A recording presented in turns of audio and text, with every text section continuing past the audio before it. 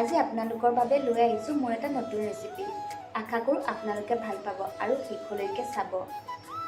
আহকচোন আজি কেনেদৰেনো মই বনাইছোঁ আপোনালোকে চাব আৰু ঘৰতে ট্ৰাই কৰিব পাৰিব যিসকলে এতিয়া এনেদৰে বনাই খোৱা নাই নৰসিংহ আৰু মাংস। এয়া লৈছোঁ নৰসিংহ পাত। এইখিনি এটা মই পেষ্ট বনাই ল'ম আৰু এইফালে লৈছোঁ পিঁয়াজ, জলকীয়া, আদা, নহৰু। এতিয়া মাংসখিনি মই মেৰিনেট কৰি ল'ম। আদা, নহৰু, জলকীয়াৰ পেষ্ট, এইফালে লৈছোঁ পিঁয়াজ, নিমখ, হালধি, মিট মছলা, ৰেড চিলি, গৰম মছলা, জিৰা পাউডাৰ, ধনিয়া পাউডাৰ আৰু লৈছোঁ অকণমান কেঁচা মিঠাতেল। এইখিনি মই ভালদৰে মিক্স কৰি ল'ম। এনেদৰে মেৰিনেট কৰি মই অলপ সময় ৰাখি দিম। এয়া মোৰ মেৰিনেট কৰি হৈ গ'ল। এতিয়া মই ৰাখি দিম এনেদৰে। এতিয়া কেৰাহীখন গৰম কৰি লৈছোঁ।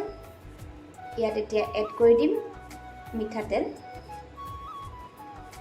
এইখন গৰম হৈছে। এতিয়া মই ইয়াত এড কৰি দিম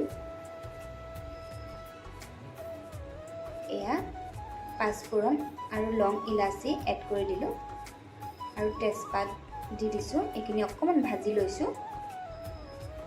অকণমান ভাজাৰ পাছত এয়া দিছোঁ আদা, নহৰু, জলকীয়াৰ পেষ্টটো। এইখিনিও অলপ সময় মই ভাজি ল'ম।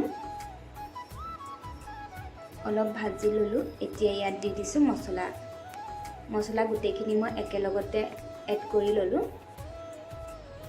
মছলাটো অলপ সৰহকৈ দিছোঁ কাৰণ নৰসিংহ পাতটো দিয়াৰ লগে লগে এটা সেউজীয়া কালাৰ আহি যায়।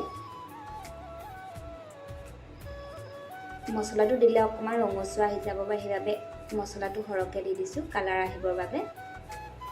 এতিয়া মাংসখিনি এড কৰি দিলোঁ।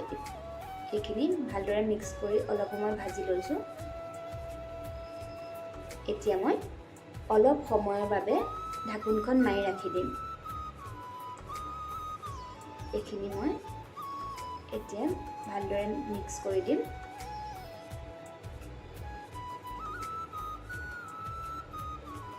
অলপ ভাজি লোৱাৰ পাছত আলুখিনি ইয়াত এড কৰি দিছোঁ।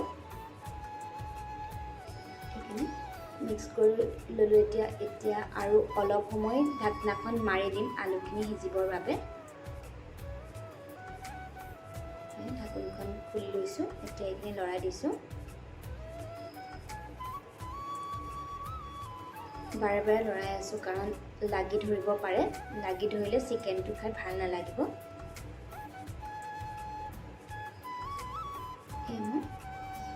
আকৌ অলপ সময় ঢাকোনখন মাৰি ৰাখিছোঁ।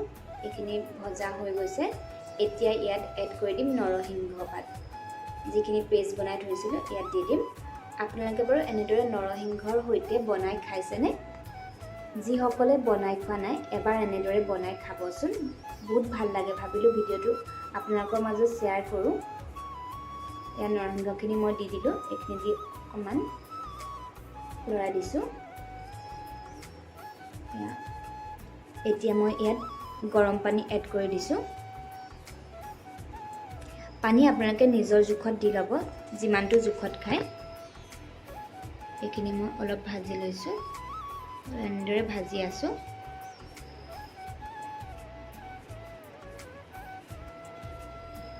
এতিয়া আদা, নহৰু পেষ্ট অলপ যে ৰাখি থৈছিলোঁ সেইখিনি দি দিছোঁ।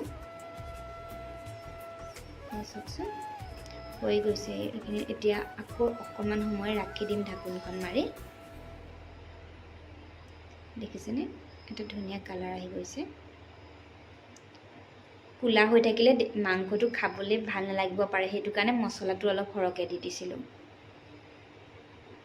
এতিয়া মছলা কালাৰটোৱে বেছি আহিছে।